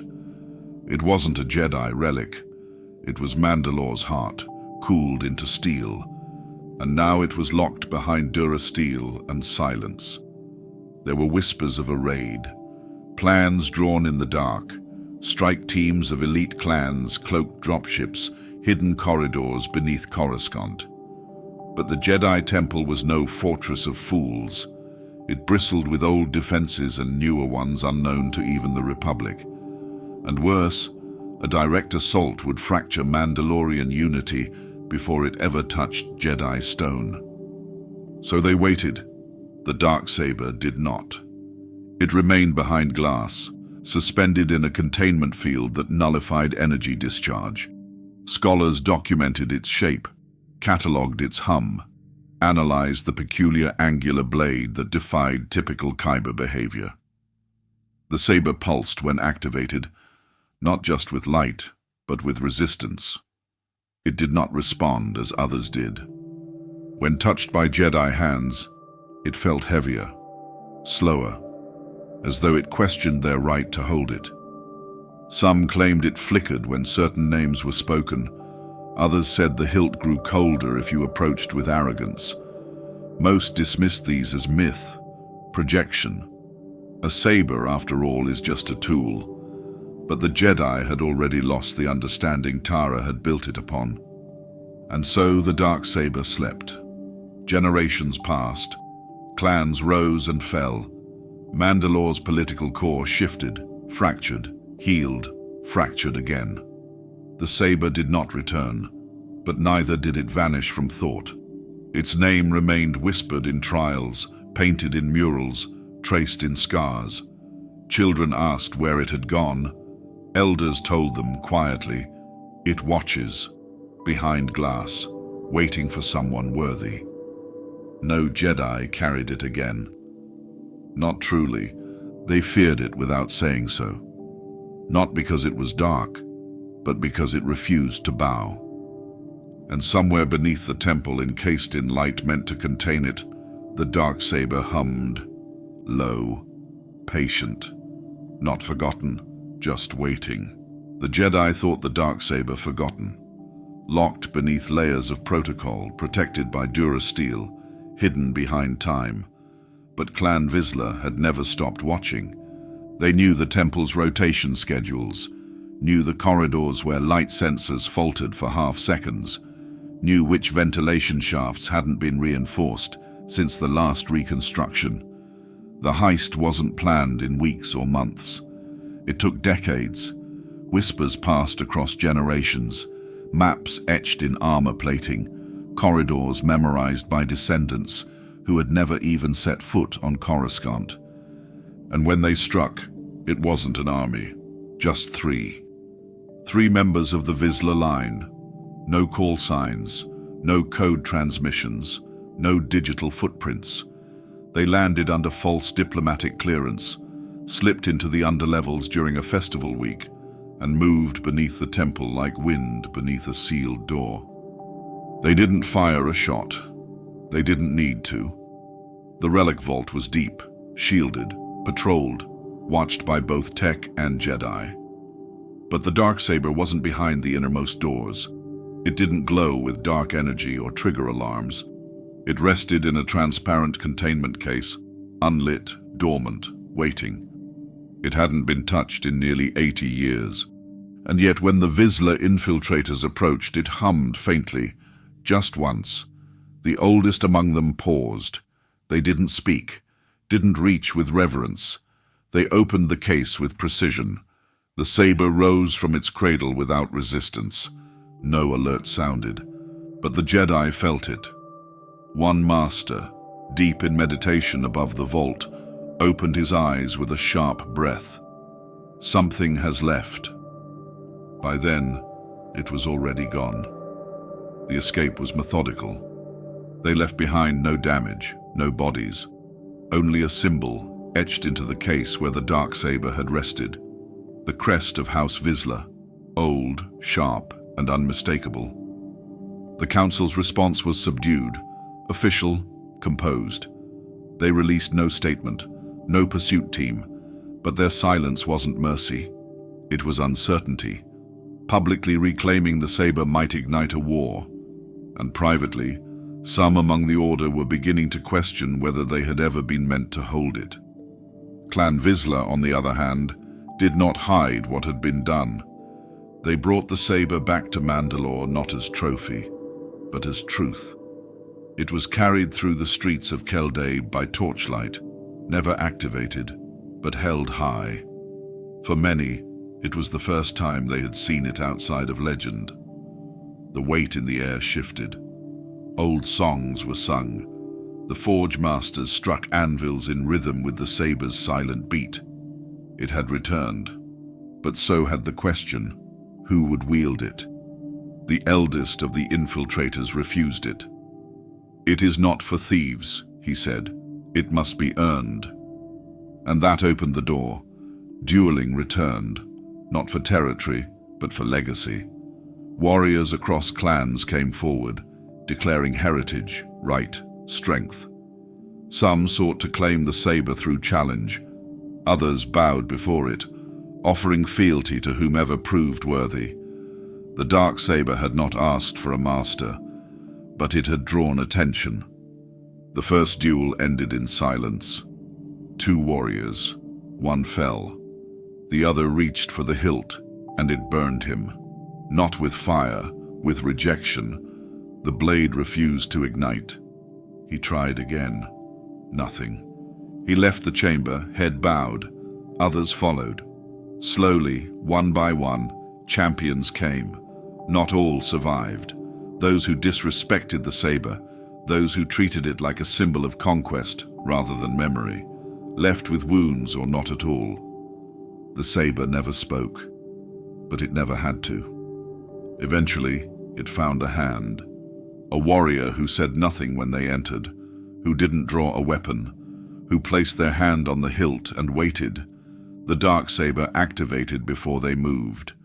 It hummed low, even, steady, and the room fell quiet. That wielder would be the first in generations to carry the Darksaber into the Great Hall. They lit it before the clans, not in threat, but recognition. It wasn't a coronation, it wasn't declared, but it was understood. Yet even as the saber returned home, the galaxy turned. Whispers of the heist reached far corners. Not all viewed the act with reverence. Some called it desecration, theft of a relic once gifted by the Jedi to peace. Others feared what it meant, that Mandalore was waking again. And war always followed when the Darksaber was seen. It hadn't drawn blood yet, but it remembered how. The Darksaber had returned, and with it came a truth too heavy to silence. Whoever held it could claim the throne of Mandalore. Not through bloodline, not through decree, through challenge. It was not a law. It was not written into edicts or etched in stone. It was belief, unshakable, wordless, passed from mouth to mouth like a quiet fire. The clans accepted it not because they were told, but because they had seen it work. One blade, one bearer, one rule. But the blade did not yield easily. The warrior who first reclaimed it from the temple never called themselves ruler. They wore the saber with discipline, led with humility, and hoped peace might follow. But peace did not come. Mandalore had never been a land of silence. It pulsed with honor debts, old rivalries, buried lines of succession. And when the Darksaber gleamed above the great hall, challenges came like rain to parched stone. The rules were simple. Speak your name, step forward, face the blade. Victory granted power. Defeat meant death or exile.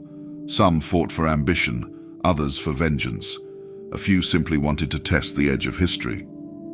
The first challenger was a brother to the bearer. The second, a cousin. The third, a warrior who had once trained under the same master, long before either held rank. The fights were brutal, clean, no poison, no tricks. The Darksaber cut through Beskar like it remembered how. It hissed in each duel, burning through air and flesh alike. It didn't favor its wielder. It demanded they prove themselves, again and again and again.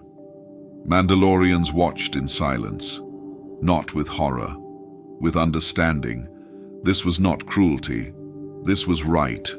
To lead, one must be ready to be bled. And still, the challenges kept coming. In the eastern strongholds, a woman named Kirana Vesh took her sister's life on the dueling floor. The crowd did not cheer. They bowed their heads. When she lifted the Darksaber, it flared brighter than it had in decades. For a moment it seemed to sing. Under her reign, the clans knew a strange balance. Trade resumed. Outposts were fortified. The warrior academies were rebuilt. But even in peace, the saber hung above the throne, not as ornament, but warning. No ruler held it long, not because they were weak, because the blade made them visible. It elevated them, then painted a target. And the stronger the leader, the stronger the challenger. The Darksaber fed cycles of ambition like roots drinking from ancient blood. Children trained with eyes on it. Elders whispered of battles past. For many, the saber became more than symbol. It was Mandalore itself, reduced to metal and shaped by will. But something else stirred beneath the tradition. A shift. Not all duels were born from honor. Some bore the rot of politics, whispered betrayal, quiet poisonings followed by open challenge. The blade accepted victory, but it never clarified motive. It did not judge, only acknowledged. And slowly, the meaning began to blur. The Darksaber had once been a bridge between Jedi and Mandalorian, between shadow and light. But in the arena, that history faded. It became a ladder, a throne key, a crown with an edge, and with each duel, the blade gleamed brighter. Some said it was drawing from the blood spilled in its name. Others claimed it resonated with the will of Mandalore itself, glowing hotter when leadership was true. No one could prove either. But none doubted the pattern. It never dulled. Even after decades, even after dozens of wielders, it always returned to the hall, passed from victor to victor, never stolen, always earned. But each time it changed hands, it remembered. And though it made no sound but the hiss of plasma and the hum of power, it watched. The galaxy turned, but the Jedi no longer turned with it. Their order had thinned, some said with age, others with war. Councils once filled with voices now echoed. Holocrons went unconsulted. Some temples stood in ruin, others stood quiet. The Jedi did not vanish, but they no longer walked among stars with the same authority. They watched instead, from distant moons, from lost archives, from shadowed enclaves built deep within forgotten systems. A few survivors remembered the Darksaber, knew its history not from legend, but from presence. They had seen it hum behind glass, had read the energy it emitted when anger walked near. Now they watched it move from hand to hand in Mandalore's high halls. They read reports, saw scattered footage, listened to intercepted transmissions, and what they saw disturbed them, not because of the blood, but because of the weight. One called it a wound-turned weapon. Another wrote, "The blade does not choose. It waits, but it waits with hunger." A third simply warned, "It amplifies what you bring to it." These warnings never reached far. The Jedi were no longer heard, and the Mandalorians would not have listened even if they had been. To the clans, the blade was sacred, a test, a torch passed between those brave enough to burn for something greater. Every drop of blood spilled in the dueling ring added meaning to the metal. Every scar earned beneath the blade added another line to the story. They honored the dead, carved their names into iron pillars, drank to their memory. But some deaths were slower. Some wielders won the blade but never truly carried it. One ruled for 6 years, undefeated, uncontested, until their hands began to shake when igniting the saber. No doctor could explain it. They grew paranoid, then silent. They stopped speaking in public, stopped eating with others. The saber grew hot in their grasp, until one night it refused to ignite at all. They vanished. The next morning, the blade was found beside their helmet. No blood, no sign of struggle, just absence. Another tried to reforge the Darksaber, believing that by reforging its casing, they could modernize Mandalore's path. The forge exploded. No one else tried. And still, the challenges came. Warriors traveled days across shattered landscapes just to kneel before it. Some didn't even reach the chamber. They died outside, blades still sheathed, felled by others who wanted the chance first. The blade did not change, but those who held it began to. Some became distant, others cruel. Many led with fire, claiming it was the only way to be heard. A few ruled with grace, but always with the flicker of dread behind their eyes, because they knew. One misstep, one moment of doubt, and someone would rise against them, and the blade would not intervene. It did not care for balance. It did not whisper of right or wrong. It hummed when lifted in challenge and grew cold when cast aside. One Jedi, exiled, nameless, watching from the edge of the core, spoke to a student in hushed tones.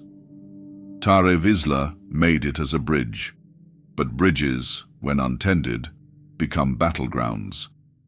And that was what the Darksaber had become, a throne in metal. A question asked with every draw. Do you deserve me? Many said yes. Few ever proved it. The saber gleamed through it all, not with pride, not with purpose, just with presence. It burned brighter after every duel, as if it remembered, as if it absorbed the clarity of victory, and the confusion left behind. And still, the Jedi watched, not to retrieve it. Not anymore. That time had passed. They watched to see who would last long enough to understand what they were truly holding. Not just a weapon, but a mirror. And some, when they looked into it, saw only fire. The blade passes hands unseen. Through shadows, through betrayal, through reluctant champions. One ruler throws it away, another hunts it for decades. It disappears, then resurfaces. Every reappearance rewrites the future of Mandalore. Every disappearance makes its myth grow louder. No throne stays unchallenged. No legacy remains undisturbed. Long after Vizsla's flame dimmed, long after the Darksaber had carved its path through warlords and prophets, a quieter kind of war began. It was not marked by armies, not fought in open fields. There were no war drums, no clan banners rippling over blood-soaked ground. This war whispered through the halls of strongholds, behind doors bolted in silence. It passed from hand to hand without ceremony. A blade forged to speak loudly now slipped like a ghost between shadows. It began with an heir, a ruler who wore the Darksaber but did not want it. Her name is lost, buried in a vault that collapsed with the city she once governed. She held the blade for 3 years and spoke of it only once. "It's not a crown," she said. "It's a curse with a handle." She ruled well, fairly, but she felt the hum of the blade beneath her skin. Not dark, not evil, just constant. It was like holding an unsleeping eye, always watching, always weighing. So one night, beneath the red moon of Braylor, she walked into the desert and threw the Darksaber into the chasm beyond the fire ridges. She told no one. The next morning, she stood before her council and abdicated. She was never seen again. The clans were stunned. Some believed she still carried the saber in secret. Others claimed the Jedi had retrieved it in the night. Conspiracies flourished. Challenges were issued in vain.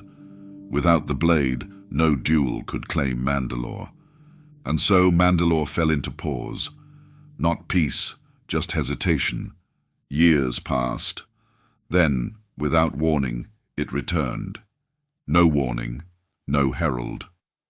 A low-born mercenary walked into the High Court of Kalevala with the Darksaber hanging from their belt like scrap metal. They said little, only that they'd found it buried in obsidian dust beneath the wreck of an old crawler. They hadn't meant to keep it, but it lit in their hand. Some knelt, others mocked, but none stepped forward to challenge. Not at first. The mercenary ruled for 7 months, not through wisdom, not through strength, through the inertia of legend. The blade had chosen again, or so many thought. They died in silence, cut down one by one in the chamber of fire duels. The mercenary grew cold, detached. Power warped them not outward, but inward. When they disappeared, no one searched. The Darksaber vanished with them. What followed were decades of silence broken only by rumor. A spice runner claimed to have seen it in the hands of a war orphan in the lower sectors of Sundering. Traded for food, unused, unrecognized. Another story placed it in the auction halls of Nar Shaddaa, bound in energy locks and mislabeled as ancient Jedi tech. A third said it had been taken off-world entirely, sold to a collector who never knew what he held, who stored it in a vault beside old blasters and broken protocol droids. None of the tales were confirmed. All were believed. Mandalore remained fractured. The clans moved like tides, colliding, receding, shifting allegiances with each season. Without the Darksaber, no ruler could hold their claim. Without the Darksaber, every victory felt temporary. And yet, the myth of the blade only grew. Children whispered of it during trials. Veterans spoke of its weight with reverence, even if they'd never seen it. Forge masters cast imitations, black glass blades built to inspire, but they hummed with emptiness. No true light, no true call. Then came the one who searched. A warlord from the outer reaches, not born of a great clan, not raised in halls of steel. He heard the stories and believed them, not as truth, but as compass. His campaigns spanned decades, not of conquest, but inquiry. He hunted ruins, sifted wreckage, questioned survivors, traveled systems long since marked forbidden. His face changed with time, his voice roughened, his armor blackened piece by piece, with ash and oil and time. He was not kind, but he was focused, and he found it.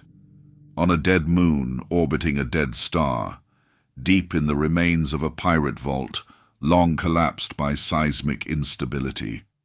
He dug through caved-in halls, walked through rooms where oxygen had long since fled, and there, in the cold black silence, it waited. The Darksaber. It did not ignite at first. He knelt beside it, spoke no words, waited. Then slowly, it answered, with a hum like memory surfacing from centuries below. He returned to Mandalore, not with an army, but with a presence. The clans stirred. The old ones recognized the pulse. The young ones felt the shift in the force, though they didn't know to name it. The saber had returned, not gifted, not claimed, witnessed. He lit it before the gathered clans, said nothing, then placed it on the stone altar beneath the old temple gates. Whoever can lift it, he said, must live with it. He did not draw it again. Some tried. Many failed. One lifted it with ease, only to fall to madness weeks later. Another bore it for 2 years, never speaking its name, never answering its call. When she died in battle, the saber was taken by scavengers and vanished once more. Thus continued the quiet war. Heirs born of bloodlines, of battles, of myth, chasing a blade that cared for none of them. The Darksaber passed through traitors and saints, fools and legends. It answered to none the same way twice, and every time it was lost, Mandalore paused, not in grief, in breath. Because every reappearance rewrote what came after. Every disappearance etched deeper into what could never be undone. The Darksaber was no longer just history. It was the future, refusing to be predicted. And somewhere, perhaps in a forge, perhaps in a vault, perhaps in the hands of a child who does not yet know its weight, it waits.